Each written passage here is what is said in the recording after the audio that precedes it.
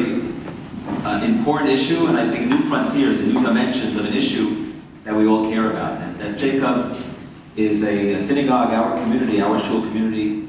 We don't just care about Israel, but we're activists for Israel. We want to do everything we can to support and advocate for the state of Israel, for our beloved Medinat Yisrael. And of course, yesterday with the elections in Israel, so we've been following the news. It's going to be interesting to see how this plays out as the nation has just voted, and we're going to see in terms of the future direction of the country. And you all know about the great miracle and blessing of Israel and the development in technology and the economy in so many different ways, but also still a country with many challenges internally, challenges externally. And the wars that Israel fought over the course of the decades are different today. And now I think the key wars, as you know, and battles are in the halls of Congress or in the United Nations or on college campuses or in the media and social media. So that's really where a lot of the debate and the battle for really the truth about Israel, for supporting Israel, is taking place. So tonight we actually have a great opportunity to hear from two individuals. We titled the program, Fighting for the Truth About Israel, New Frontiers, and it really is New Frontiers.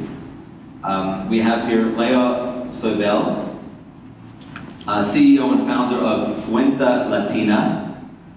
It's hard with my Queen's accent to do Spanish.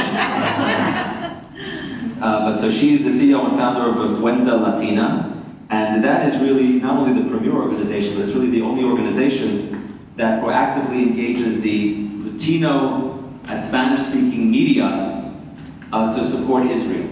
And through trips to Israel, through interviews, through media events, Leah, you're going to hear about her work tonight, and she's going to tell you about the amazing work that she's doing. She's able to really bring the truth about Israel to an incredibly important demographic, which is tens of millions of people worldwide, who of course are very, very influential, very significant, and we need everyone's support, including their support. So that's Leah Soibel doing amazing work as part of Fuente Latina. She's here from Miami, and it's great to welcome her this evening. Yael Lerman is all the way from Los Angeles, director of the Stand With Us legal department. She coordinates a team at Stand With Us of 150 pro bono attorneys and 3 full-time staff members. She provides legal resources, legal advice to students, professors, community activists in terms of any BDS activity, anti-Semitic, anti-Israel activity, and how we could possibly respond and assert our rights regarding that. So Yael also doing amazing work with a great organization, Stand With Us.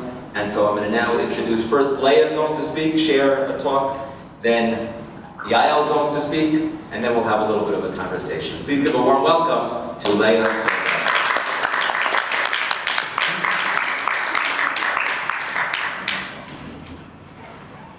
Welcome, everybody. Thank you so much for coming. If I seem a little exhausted, it's because I am. Direct flight from Miami early this morning and elections over the last 48-hour period. I was actually on my phone on the 5.5-hour flight arranging media interviews during the entire flight because there were so many journalists that were seeking facts and information about what was happening regarding the recent election results in Israel. So I want to give kind of a brief background, and then I'm sure we'll go into more detail once we go into the Q&A session about the landscape of the Latino world and why you should care. Because most non-Latinos in the Jewish community don't understand why they should care about talking to the non-Jewish Latino community. And the answer is very simple. And as Rabbi Kopp rightly pointed out, it's demographics, it's numbers. Here in the United States, by 2050, it's estimated that Latinos will make up more than 30% of the total US population. And the largest pockets of those populations are in states that coincidentally have the largest electoral vote. So we're talking about California, Texas, Florida, New York, Illinois, and other large states. And the bottom line is what we know from polls, from focus groups, from statements like politicians like Ocasio-Cortez, the New York Congresswoman, is that Latinos don't know very much about Israel.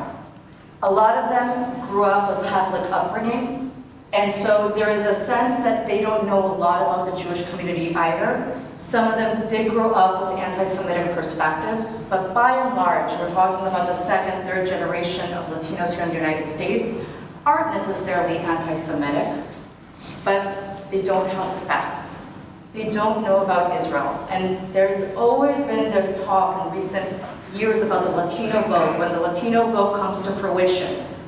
I can tell you, based on my work and based on studies and polls, when the Latino vote does come to full fruition, they won't know to vote for pro-Israel issues or pro-Israel candidates because they don't understand the relationship, the historic and important relationship between the US and Israel. And when I've been working for the last 15 years, I just moved to Miami in the last 8 months. And for 15 years, I was on the front lines of Israel's communications war. I was working with journalists in English. I would run into bomb shelters in Sderot with Anderson Cooper before. I was working with journalists in Farsi. I was working with journalists in Arabic. I held one of the first press conferences when Al Jazeera and Al Arabiya first put correspondents in Jerusalem. And over the many years I was based there working with journalists from all over the world, I would see journalists from Latin America, more than 100 annually, come to Israel with a variety of organizations. They would fall in love, they would go home, and they would never cover Israel again. And I thought, as somebody who was working with media, that that was not a good return on our investment as a global Jewish community. If we're going to bring journalists to come and learn about Israel, then when they go home, they should be covering Israel in the long term. When I started in 2012, Fuente Latina was meant to be Israel's voice in Spanish. If you don't speak Spanish, it means Israel, the source of Israel in Spanish. That was the whole purpose. In 2012, when I started Fuente Latina, the Iranian government started its own Fuente Latina with a lot more money and a lot more resources, which they call Hispan TV. Iran's 24/7 television news network, which its purpose was to do quite the opposite of what I was doing, which was to win Latino hearts and minds in favor of Iran. They have correspondents in every single country in Latin America, and they have 2 correspondents here in the United States, one based in Miami and one actually based here in Los Angeles. And I can tell you for a fact that they are winning Latino hearts and minds. We know that if we don't act now in the Latino world to reach and educate Latinos about Israel and about the Jewish community, of which they know very, very little about, but are open to knowing more if we help them, if we open our doors to be able to talk to them, they're willing. But I know for a fact, and I've seen this, that when they've been targeted, when Latino journalists have been targeted by Hispan TV content, they take it and they publish it as if it was something they were taking off CNN. And that is used to educate and brainwash millions of Latinos against Israel and against the Jews, and I can tell you it's working. It is really a race against time to educate Latinos. Fuente Latina really is on the front lines, working to make sure, not only to counter the lies of the Iranians, but to proactively engage Latino journalists so that we can educate Latinos not only in the United States, but in Spain and throughout Latin America. Thank you.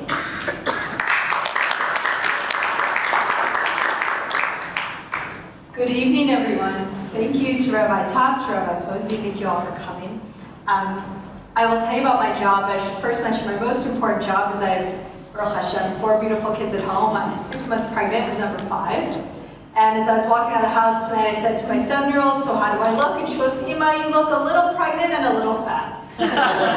So the 7-year-old keeps it real, and my job does as well. So what is the Stand With Us Legal Department? Stand With Us is a nonprofit Israel education organization. And in 2014, my bosses, Roz and Jerry Rothstein, who are members here of the Shul, realized that we needed to start a legal department. So we decided to look around and see what niche needed to be filled, what legal work was not being done in the pro-Israel community. And what we realized is that there was no organization in America providing direct legal representation to the boots on the ground. So students, community activists, when they found themselves in trouble as a result of anti-Semitism or their pro-Israel activism, and they needed legal help, there was no one to provide them free legal help. That's where we stepped in. And I'd say about 60% of our work is helping students. We are uniquely positioned to be the first responders with legal help because Stand With Us has hands everywhere. We have a campus department that works with hundreds of college students. We have a high school department that works with hundreds of high school students. And we have regional directors that work with people everywhere. So when things happen, we find out about it before it hits the press, and we are uniquely positioned to help. Since our inception in 2014, and I mean the legal department's inception, we've had over 800 separate requests for legal help, just to show how strong the need was. And let me give you 2 examples of the type of work we do. One student, one community-based. So a student. There's a student named Jesse Arndt, you can Google him. He went to Jewish day school in Michigan, then he went to the University of Michigan. When he was in day school and then in high school, he became a Stand With Us high school intern. So he knew about Stand With Us, he knew how to advocate for Israel. And then he went to college. He became a student senator in the Michigan student government, a person of importance in his community. And one day as he was walking to class, he saw an apartheid wall. Everyone know what that is? The anti-Israel walls full of lies and misinformation.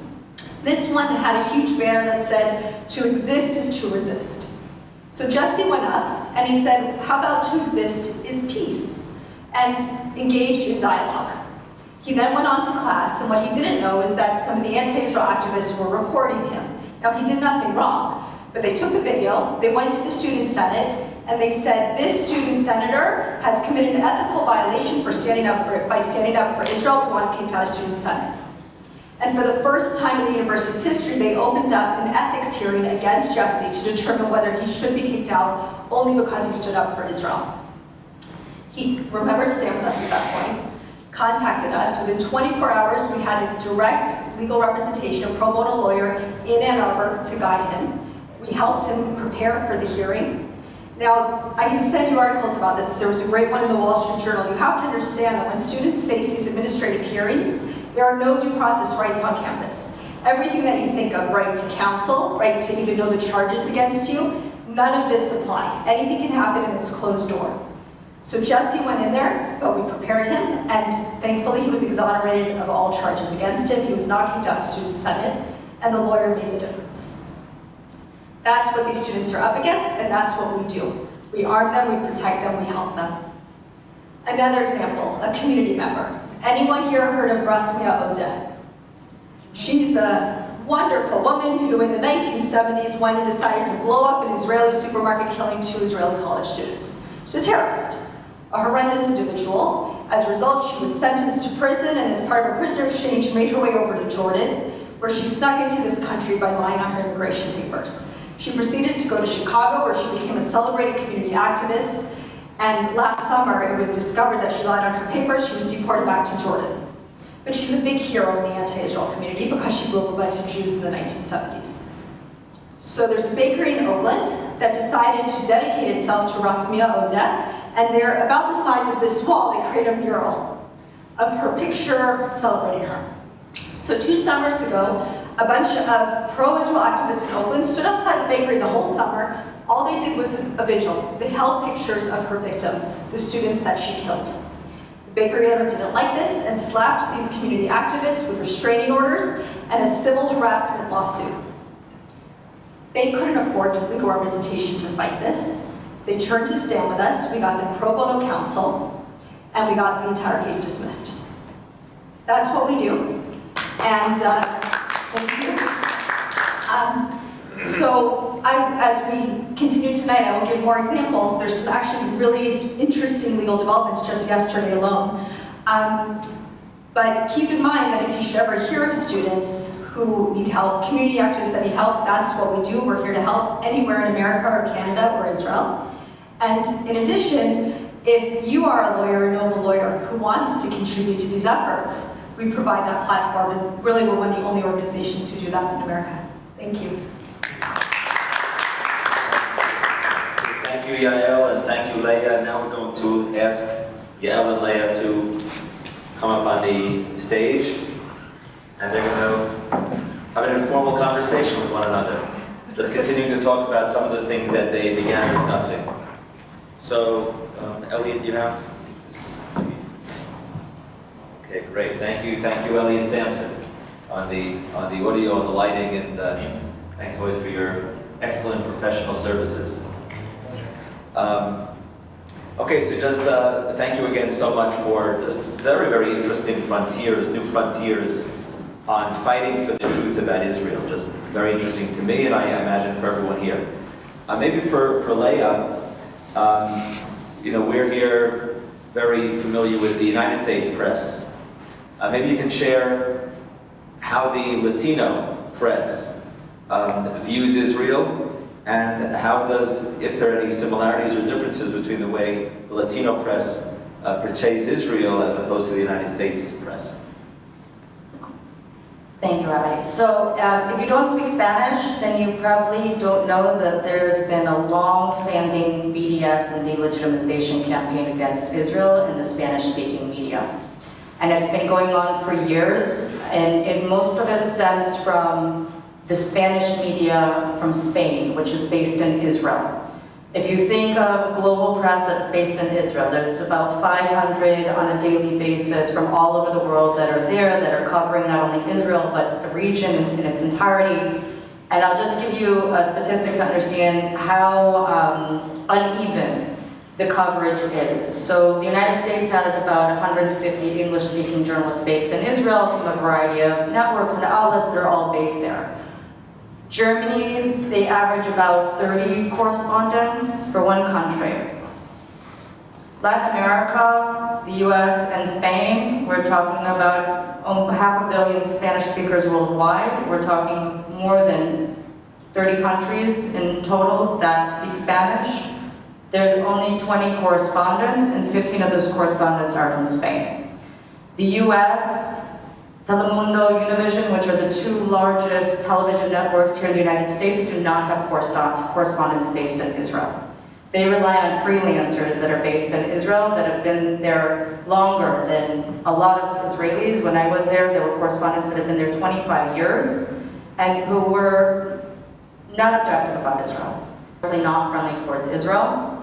And their narrative dominates the entire Spanish-speaking media around the world. If you're here in LA and you open up a Spanish-speaking newspaper, the coverage is not from an LA-based journalist. It is from from Spain journalist based in Jerusalem, where the narrative is not favorable, the facts are probably not correct. And that's reaching not only LA, it's reaching Mexico City, it's reaching Buenos Aires, and everywhere else around the world. So to begin with, Israel does not have a fair shot when you wake up in the morning and you open up the newspaper that you read. That's to begin with. Two, you have a variety of other factors. You have, in Latin America, and I was just mentioning this in our conversation, which plays a very large part, and a lot of people don't know this. Here's the other surprising fact I'm going to tell you. Latin America is believed to be home to the largest Arab diaspora in the world, outside of the Middle East. It's an estimated 20 to 22 million Arabs, not Muslim, it's not Europe, but they're Christian. But these Christian Arabs have risen to prominence over the years. In Chile, for example, Chile has 500,000 Palestinians, Chileans of Palestinian descent. They are not friendly towards Israel. They own the media, they are bankers, they are now in parliament, and they are what is causing and leading the boycotts. Not only in Chile, you have large Lebanese populations, in Colombia, which are causing Latino artists that want to complain Israel to boycott them, to threaten them, to frighten them, and not coming to Israel. You have places, and you have only a handful of organizations that are dealing with it, and we're the only ones tackling it in the media. I'm sure if Yael wants to say anything to that, but I'll just follow up to Leah. So if there are so few correspondents, and there is a certain level of ignorance, from Latino and Latino press, so what have you found to be really like the most successful ways to get them to sort of see Israel in a fair, truthful light? So like I said, so you take that grand challenge that I just mentioned, and it is a pretty big challenge. You think about it, and the first thing you think is, why the heck hasn't Israel opened its own 24-hour television news network to get out its own message? And the answer is very simple. It boils down to money and resources. And Latin America, although it's very, very important and it's actually growing in importance to Israel, the number one priority still remains today, the United States and Europe. And so I've even spoken myself to the CEO of I-24, Frank Mangul, and asked myself, you know, everybody's clamoring for a 24-hour television news network so Israel can get its own message out. I mean, the Iranians have a Spanish language news network. Hezbollah, the terrorist organization, have a Spanish language news network. The Russians have one, and it's actually one of the most well-known sources for news related in Spanish, and it's horribly inaccurate. But networks over here pick it up as if it was normal news. The Venezuelans, who are also not friends, have a television news network in Spanish. The Chinese, but Israel doesn't. So how did I find the best way to get the news out about Israel? Well, unfortunately, I didn't think I was going to be able to fundraise, and I still don't think I'm going to be able to fundraise, to have a 24/7 television news network, which costs millions and millions and millions of dollars. And news agency work is not my cup of tea. I can't do 24 hours anymore like I used to. But it was to tailor-make news in Spanish for Latino correspondents in a way that makes sense to them. Because talking about Israeli issues, like the nitty-gritty that we as Americans or Israelis focus on that matter to us so much, Latinos don't know anything about it. So why am I going to want to talk about issues that don't make sense to Latinos? So when starting Fuente Latina, I wanted to tailor news, important news, positive news, that not only countered all the negative news and the lies and the fake news that was already coming out in Spanish, but news that I could provide in a tailor-made way for specific target audiences to the top, most influential Spanish language networks and correspondents worldwide. And it worked, and I'll tell you why. Because our work has resulted in 2 TV Emmys for 2 major US television Latino networks and an Associated Press Broadcasting Award. And I think we're not talking about nitty-gritty political issues. That's for the Israeli media. Latinos don't know a lot about Israel, so let's talk to them on their level in a way that makes sense to them and in a framework that they can relate to. So we're going to talk about technology that is helping save Latino lives in Israel. The #1 killer of Latinos here in the United States is type 2 diabetes, who is one of the leaders in now curing type 2 diabetes, Israel. We produce stories about that. We produce stories about Latinos and their success stories in Israel. Why? Because the 3rd largest immigration group in Israel is actually from Latin America. And today even there is, well, until tomorrow, or until the next government is formed, there used to be 2 Latino members of Knesset. Today there's 1.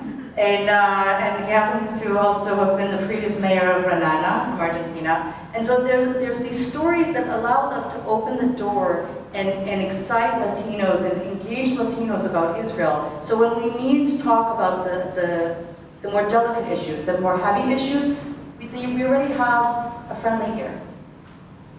Okay, we salute you for all that amazing work that you do. And are you also able, so you're supplying the news about these various issues to the Spanish-speaking journalists, you're also able to bring, you mentioned you're able to bring some to Israel. So could you tell us a little bit about that?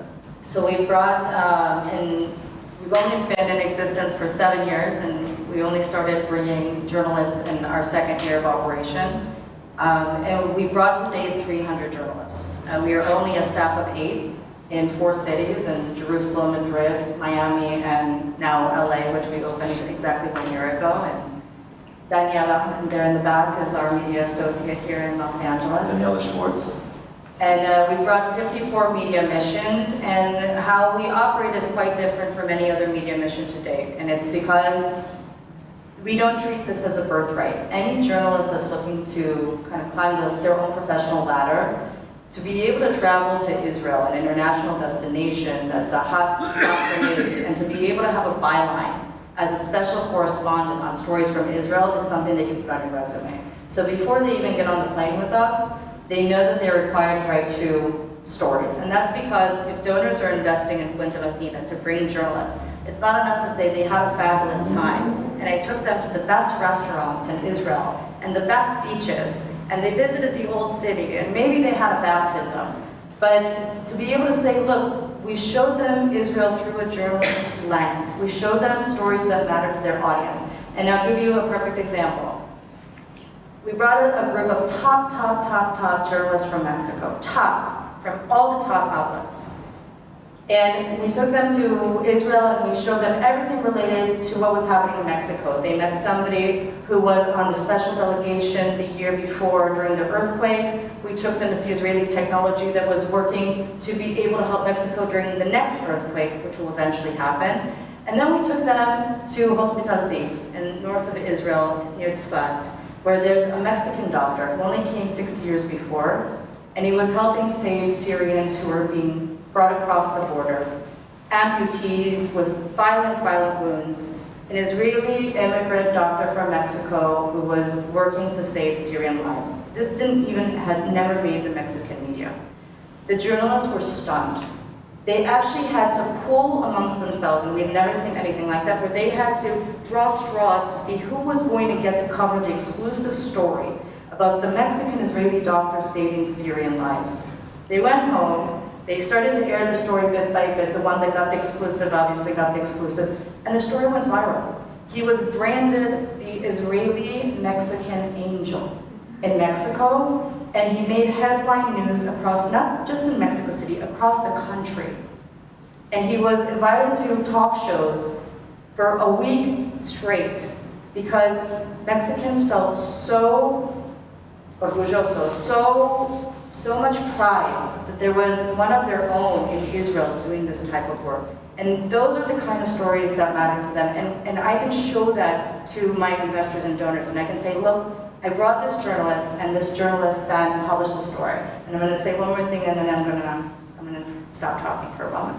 But once they go home is when our real work begins. Getting them to Israel is easy. Who doesn't want a free trip to Israel? Yeah, I agree to publish 2-3 stories. But what Fuente Latina is we're not just a provider of tours and trips to Israel. We then have a whole model and system of follow-up. So as soon as a journalist goes home is when our real work begins. We start to engage them on a monthly basis, pitching them stories that matter to them.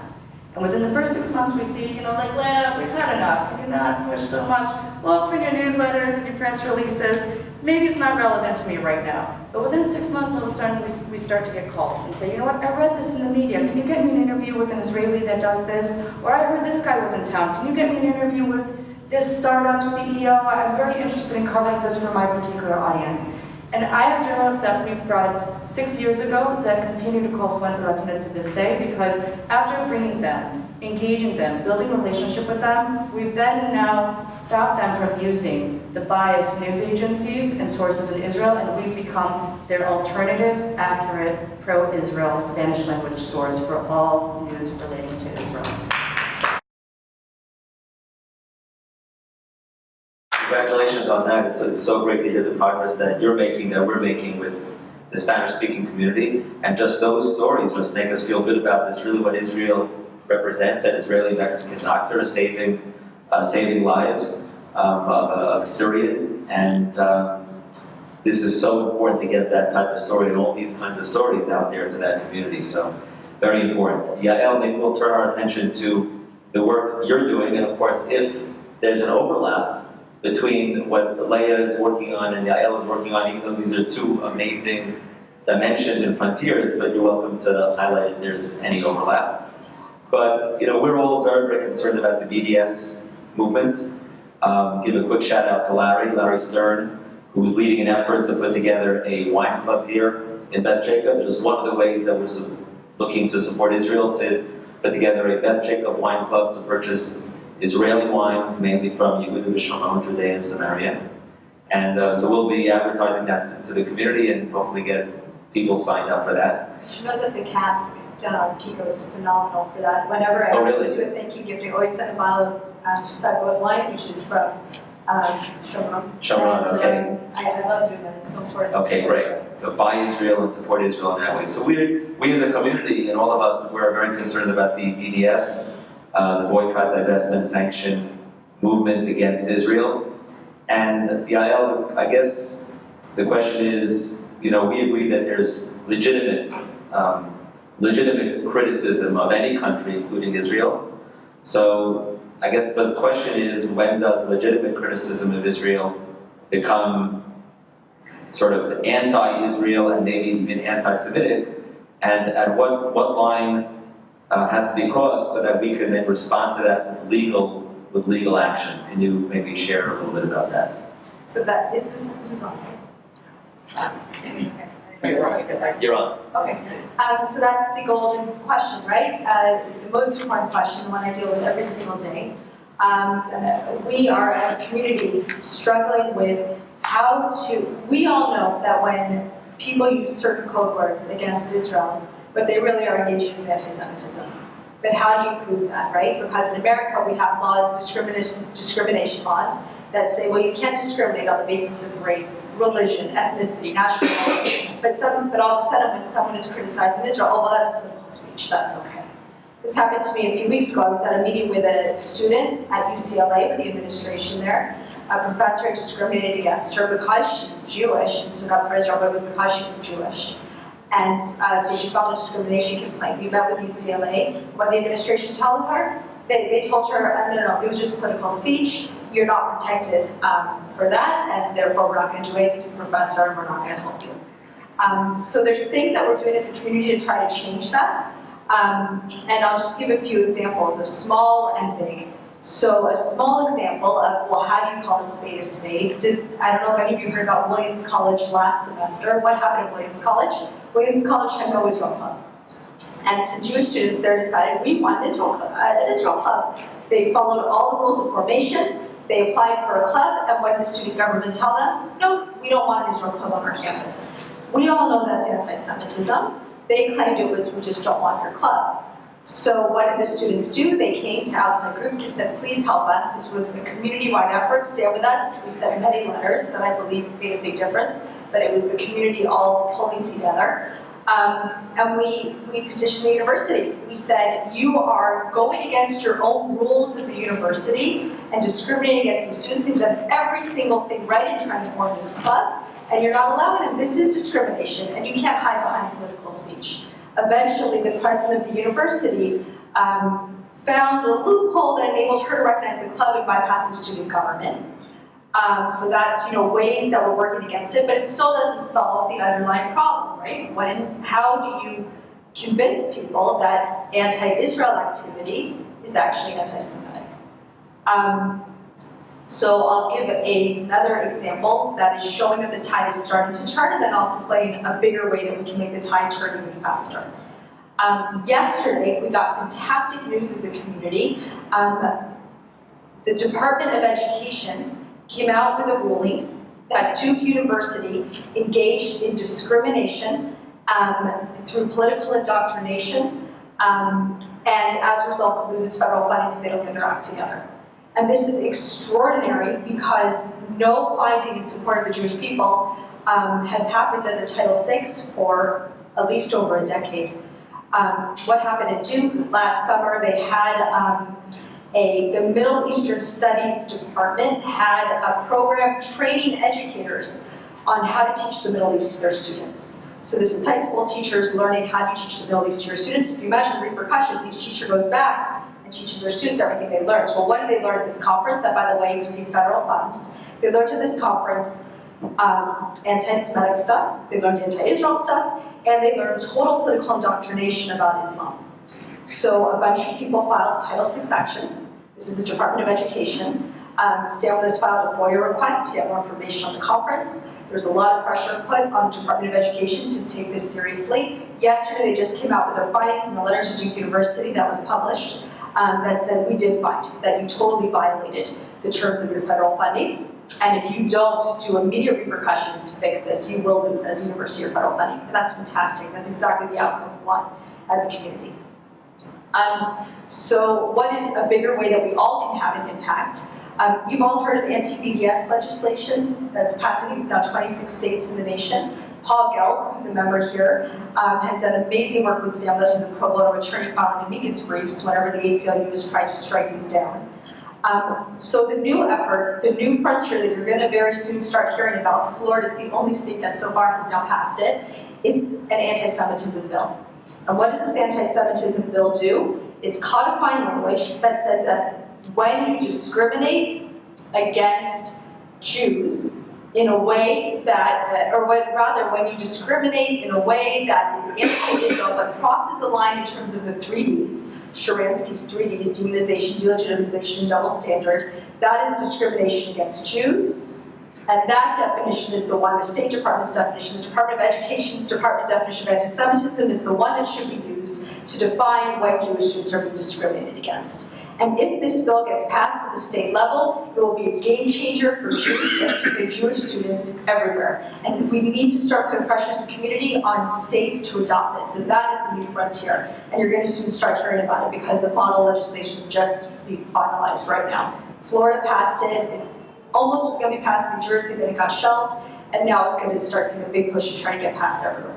Are there ways for attorneys in our community to get involved somehow in this effort? So not just attorneys, everyone. We need to lobby our state legislatures to adopt this bill. I'll give you an example of why this bill is so important. That example that I gave you about UCLA, where the student went in and said, my professor discriminated against me, I was being anti-Semitic. It's in the university's interest, of course, to say, no, of course not. The university isn't going to be its own arbiter and say, oh, you're right, you were discriminated against. But if the student can say, by the state definition, California, that the state adopted I was discriminated against, and you can't tell me how to define what is anti-Semitism, UCLA will have to find that the student was discriminated against and help the student, and there'll be repercussions for that professor. Thank you so much. Thank you so much, Yael. By the way, any questions or comments from the audience? Yeah, sure, Jerry. I have two comments. First of all, I went to a meeting, I don't remember if it was a CUFI meeting or an AIPAC meeting, where there were Latinos advocating for Israel, and it was so powerful to hear someone from their own community speaking their own language without an accent, speaking powerfully about Israel is literally, the term we've heard a lot today, is a game changer. And to engage more of those people, to invest in bringing them to Israel and whatever, and getting them more involved. The other thing is, I'm a member of Stand With Us, as I am with a number of organizations. But maybe it's because I don't read it carefully, but I see pages about Stand With Us writing about, I never saw anything that says, we pay for people who can't afford to defend themselves because we are defending Israel or Jewish community. Am I missing something, or are you not putting that in your information to the general public? Because I think it would be really important for people to know we're not just a Jewish organization among many that defends Israel, but this is specifically one of the things that we do. So we should clearly do a better job of marketing it. I think one of the problems is that as such a large organization at this point, we have so many departments that how do you constantly pitch the work of all the departments at the same time? But that's specifically different than most Jewish organizations. And I think that would help a lot of people who are out there on the front lines. Okay, wonderful. So I will tell Roz and Jerry that you said that, and we'll have to get that word out more. Thank you. Thank you. Dick. It will get you more money too. Where do we get you money? Where's your fundraising efforts at? Where do you have? Did you bring stuff with you? The person who's talking. Yeah, I know. There are I'm sorry. Fundraising efforts is right here. There are pamphlets outside. We are rebranding our website, which will probably launch tomorrow or in the next 48 hours. So you'll still be able to go on there at any time and donate. Yeah, we're 501c3. We're a US 501c3, yes. We're the 501c3 is based out of Miami. Yeah. Thank you. And I would like to actually talk about the evangelicals for a moment because I think it's a very important point. One of the largest pro-Israel demographics in the Latino world, there's two of them actually. One is a potential demographic and one is a known demographic. One is the evangelical Protestant Christian community. We are seeing in Latin America, their growth is just absolute. Nobody knows their numbers. That's how astronomical their growth is. Also in Africa, they're starting to expand. Africa, also Asia, and Europe as well. And this is kind of like the unicorn in the BDS, in our pro-Israel world, and it's also kind of the anomaly of the pro-Israel world. In Latin America, why have we seen Honduras and Guatemala and eventually Brazil move their embassies from Tel Aviv to Jerusalem. It is because their leaders are evangelicals. It is because faith, not because of economics, and not because of politics, it's because of faith have led them to make a political decision to move their embassies to Israel's capital. Honduras was waiting till after elections, they just opened economic office, but their intentions are clear. And Brazil's new president, Bolsonaro, has also mentioned that he plans on doing it, and a lot of leaders in Latin America will waiting until after the elections in order to do it. And I think it's important, but I think it has to come with an asterisk. And I'll tell you why. The evangelical community, they're incredibly important. And we don't know their potential yet because we don't know their numbers. And there are many groups engaged in bringing over these pastors who are responsible for communicating to the millions. And we're talking millions. There are mega churches I've heard of in Peru, 1 million members. Brazil has the largest evangelical population in all of Latin America. It's an estimated anywhere from 60 to 90 million alone.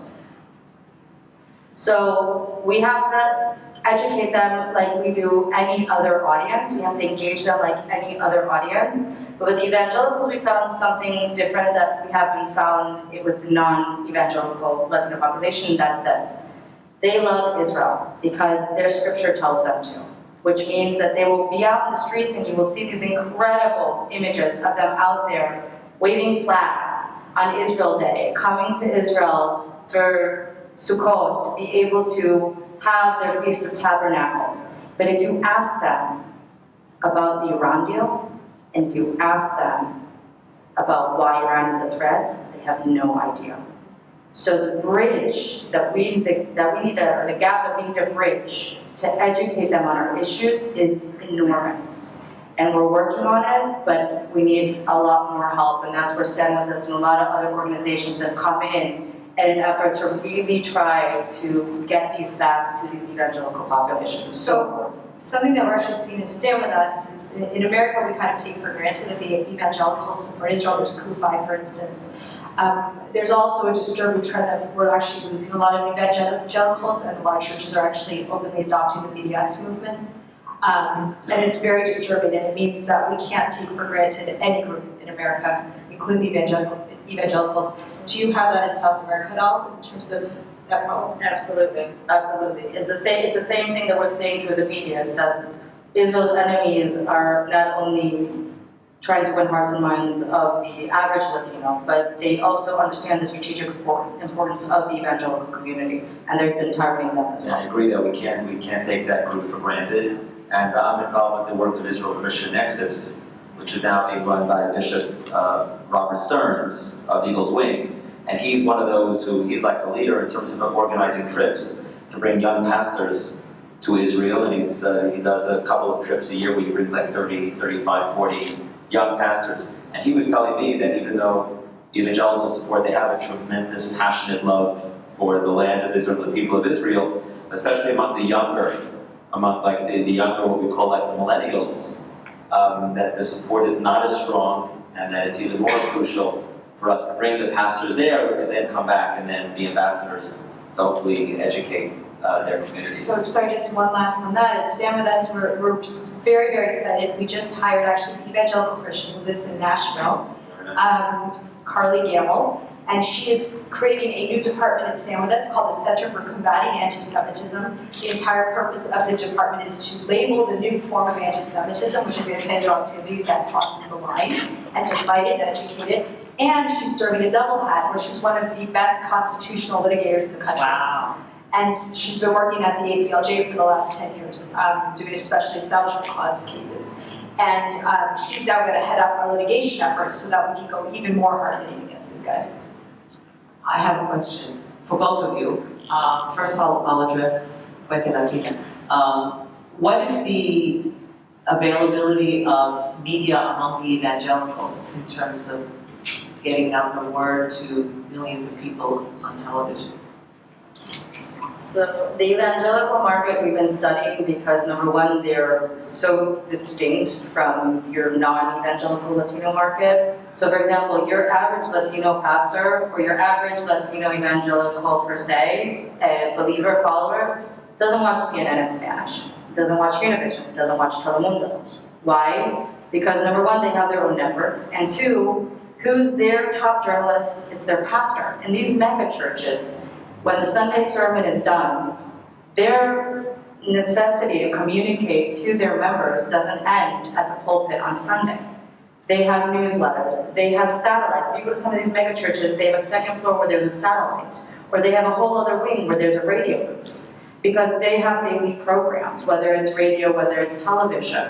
And this is how they communicate to their thousands and millions of followers.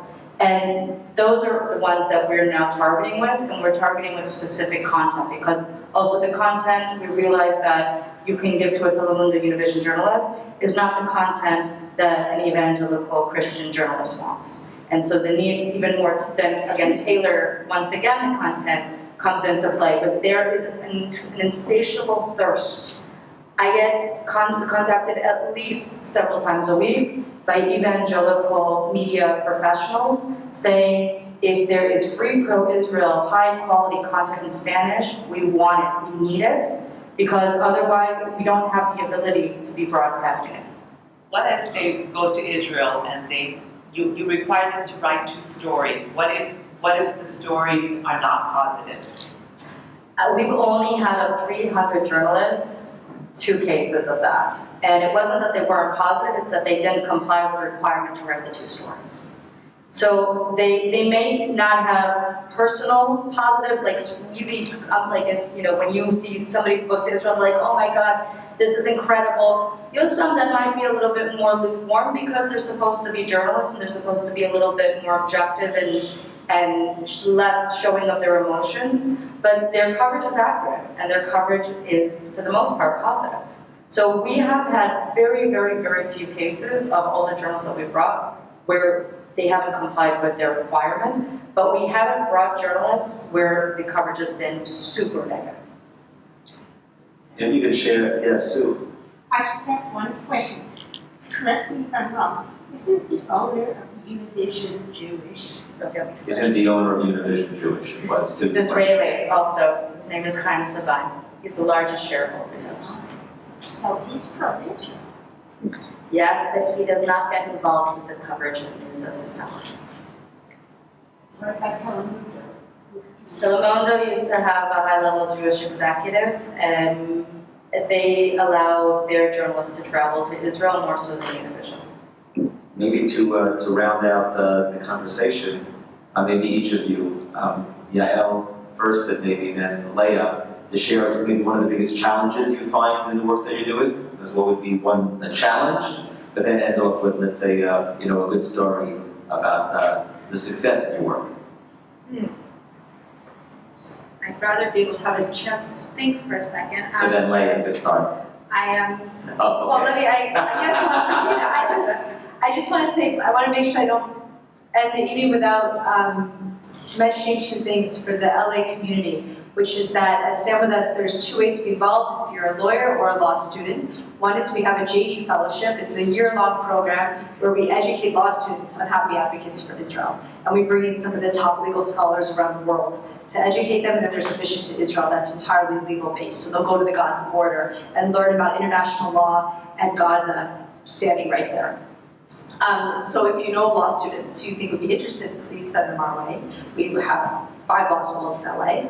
And then the other is attorneys. There's tremendous opportunity for attorneys to be involved. As pro bono counsel, we have a CLE website where they can get their CLE credit, their student legal education credits just by watching pro-Israel videos about the law. And then there's also opportunities for them to be speakers on their area of expertise. So if you know either lawyers or law students, there are many ways to be involved as pro-Israel activists. And then in terms of challenges and success stories, I'd say the biggest challenge my department faces is the students themselves. It takes tremendous courage to stand up for Israel and fight anti-Semitism on campus. Most of our students just want to go to school and get their degree, while the other side are professional activists. Look at Hatzman Bazian, who started Students for Justice in Palestine. I think he went to Berkeley for 8 or 10 years, where all he did was rile everyone up. That's our biggest challenge, is that our students need tremendous courage to fight back. They don't want great retribution. They don't want the publicity. For instance, at NYU last year, we spent 6 months helping a student who was erroneously charged with discriminating against the SJP group on campus. She had had a private event where she brought someone privately from the Israeli embassy to come speak, and it was only for her student group. And because she didn't make it public to anyone who wanted to come, she knew it would be boycotted and protested and all of that, and anti-Israel group brought agreements against her. Every single policy, every single rule under the book was in support of our student. We counseled her for months. We wrote her a response. We wrote her appeal. I found her a law professor at NYU Law School to represent her at the hearing. Every step of the way, we held her hand if we could. She didn't want help. She wanted to do it on her own. And then once they actually found against her, where she went into the hearing to determine whether she violated school policy, the other side got up there. And what did the other side say in their opening statement? It was 5 African-American judges, student judges, and they said, if you are for Black Lives Matter, you are for us, and you are against them. They didn't need to say anything else. It didn't matter that our student then went ahead with a procedural argument that was, tight. It didn't matter. They fought against them, and our student lost. And she didn't want help, and she didn't want to fight it, and she did everything that they said. She did a public apology on the website, the whole thing. It's painful to me because we should be fighting back, and we should be courageous, and we shouldn't let these bullies get away with it, but we need the students to be our partners. And there's only so much we can do if the student isn't willing to fight. And now in terms of a success story, we have lots of success stories. I have a bunch of those. I'm going to see which one I want to tell. I want to tell about York and UC Davis, both very quick stories. York University is in Canada. We had an Emerson Fellow there, one of the Stand With Us Fellows, and she noticed that year after year, this is a problem we have in universities across the US and Canada, anti-Israel activists were getting elected to the student government, and as a result, pushing BDS through. And Jewish students, pro-Israel students, were not being elected, and she wanted to figure out why. And she realized the reason why is because in the middle of the winter in Toronto, the anti-Israel activists were willing to go to the polls and vote, and the Jewish students wanted to sleep in. And there was no online voting on campus. Unless you're willing to go and trudge out in the snow and vote in person, you weren't going to get elected, your people weren't going to get elected. And so she went to change the entire voting structure of the entire university. She started with student government, who saw what she was up to, and it was all packed with anti-Israel activists. They wouldn't let her, so she went up all the way through the Board of Regents, and she got the entire voting structure changed at the university. Remarkable. How did we help? We helped her reviewing all the laws and policies and how to do this, and talked her through it every step of the way. But she's amazing. She now works at Stand With Us in our research department. She just graduated last year. Another success story. Hillel directors can be another challenge. A lot of them don't want to be fighters. I call it the kumbaya approach. If everything is painted well, then there's no problem on our campus.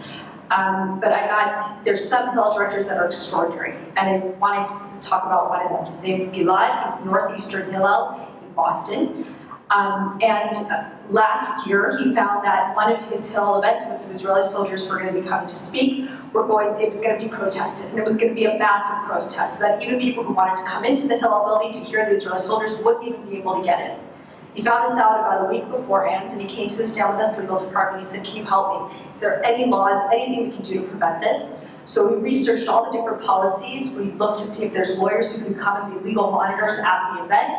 We found that actually there were all sort of permitting restrictions on campus, and we were able to get the protesters totally removed from the venue, moved to another part of campus, and once they saw that their protest would mean nothing and have no impact, they canceled it themselves.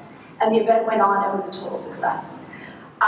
So I love directors like that. I love students like that. I love when they're proactive and they want to think outside the box and fight back. That's my favorite type of people to work with. Amazing, thank you so much. Yeah, Leah. So I'll start with the bad news first. The challenge for us in the Latino space, particularly Latino media space, number one is time, and two is money. time because, as I stated before, I don't envy Yael, and she is a fighter, and the work that she's doing is so important for Israel and the future Jewish community, and because she's battling a war that's deep-rooted, it's existing, it's now amongst millennials, it's something that's festering across America and even in Europe and Latin America.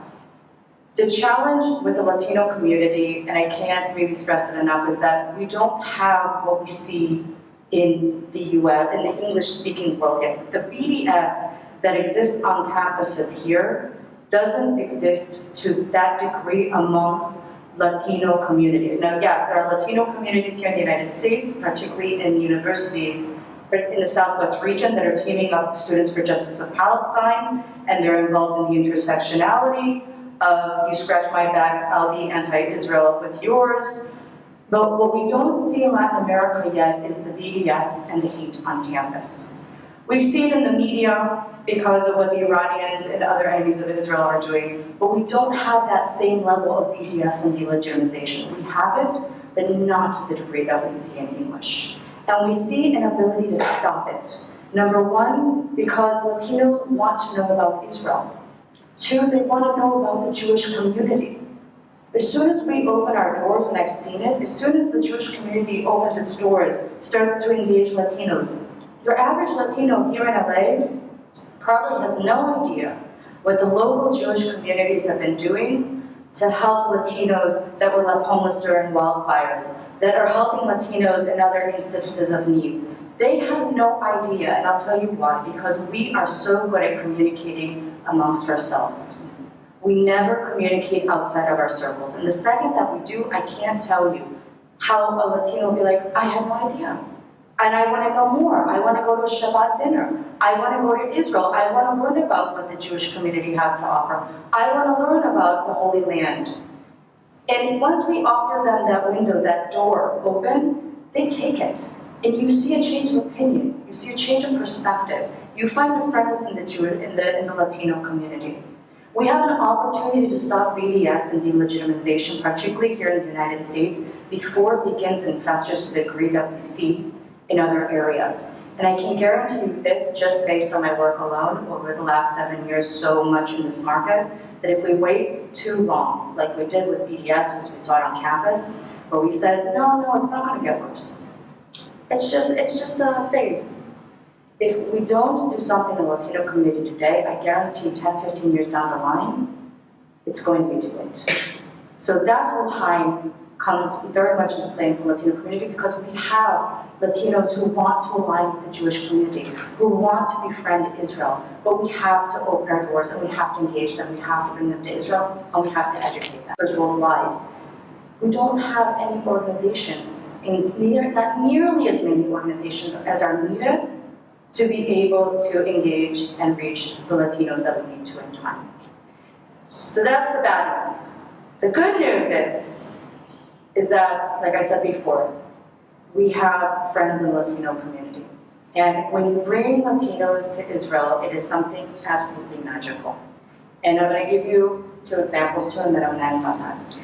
One is when the president of Guatemala, or the ex-president of Guatemala, announced that he was going to move his embassy to Jerusalem, the Guatemalan press went on a very, very, very negative campaign against him, very negative. And it was even rumored that there were anti-Israel financiers that were actually funding the media against the president because of his decision to move the Guatemalan embassy to Jerusalem.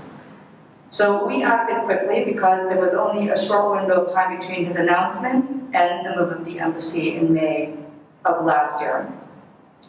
We worked together with the Jewish community in Guatemala for the first time ever. We've never worked in Guatemala. We fundraised amongst the community and were able to bring 4 of the most, I would say, aggressive, most anti, the most negative journalists that were publicly shaming and writing negative stories about the president and his decision with the embassy. They were there, they took helicopter tours, They went and realized why Jerusalem is the capital of Israel, why it's so important to move the embassy there. They had never been to Israel, but they were criticizing the president before ever visiting for his decision to move it. When they returned home, it was 1 week before, they had written all positive stories. The day of the move, because the president didn't travel with any press to Israel, there was not one peep out of those journalists. And as a matter of fact, because there was no Guatemalan press on the ground, those journalists then turned to Fuente Latina to do live coverage of the embassy opening. All accurate, all positive, all straight from our journalists on the source, broadcasting live throughout Guatemala. There was not one negative story about the embassy opening. And that's what happened when we looked at proactively. We didn't wait for them. We saw what was going to happen and we moved very quickly. And I'll leave you with this because this is my favorite story. There's nothing more important than letting, whether it's a journalist, a pastor, a student, see Israel for themselves. And there are so many transformational stories of people that go to Israel and just how it really opens their eyes. We brought a journalist a few years ago to Israel who now happens to be a high-level ranking member of a Latin American government, and I cannot tell you which one. He came to Israel, we took him, we did interviews, as always, and we do helicopter tours because we like them to get a bird's eye view of Israel's security situation. You can point at a map and say, see that small little bit between Jerusalem and Tel Aviv, that's only 15 kilometers. It's hard to put that in perspective. So we take them up in the air and then they get a real perspective of what the security situation and the challenges are like. We land in Sderot, we go to the Tatzpit, the lookout point at Sderot, where you can see Gaza in front of you, and I see he's sitting down and he has his head in his hands. And I thought he was sick. I thought he was going to vomit or something from the helicopter tour. And I come over and he's crying. And he said, I can't believe I've been lied to all these years. And ever since then, and he wasn't a very pro-Israel journalist, and ever since then his coverage changed dramatically, and now he's in a position of power where actually he's improving relations between his country and Israel. So it all makes a difference.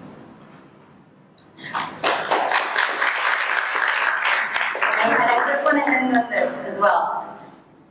We just opened in Los Angeles, and it is very, very important. We've only been on the ground here for a year, and I can't tell you how much work we have to do here with the community, the Jewish community itself, just to make them aware of the work that we're doing, and also the Latino community, and how we can help and engage them and be a bridge builder between the Jewish and the Latino communities, as well as with the media.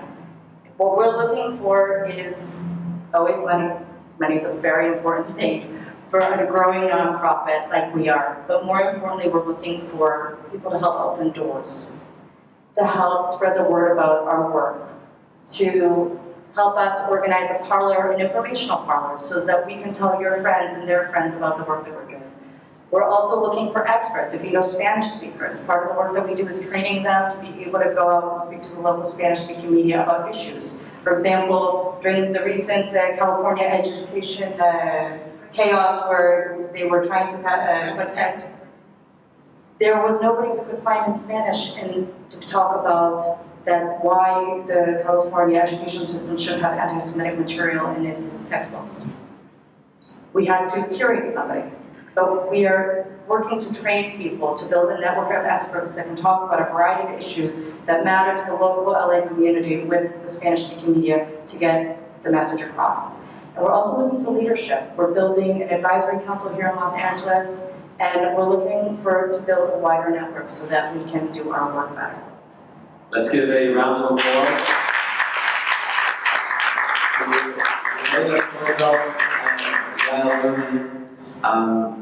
It's such an interesting, fascinating discussion, and each of you in your own field, in your own way, is doing such amazing and important work. And so hopefully community members will, get to know about it even more and to raise awareness about it, and hopefully get involved in the ways that we can. I just wish each of you strength, courage, wisdom to just keep going strong and continued success, even more success in the future. Thank you so much for being here. Thank you, everyone.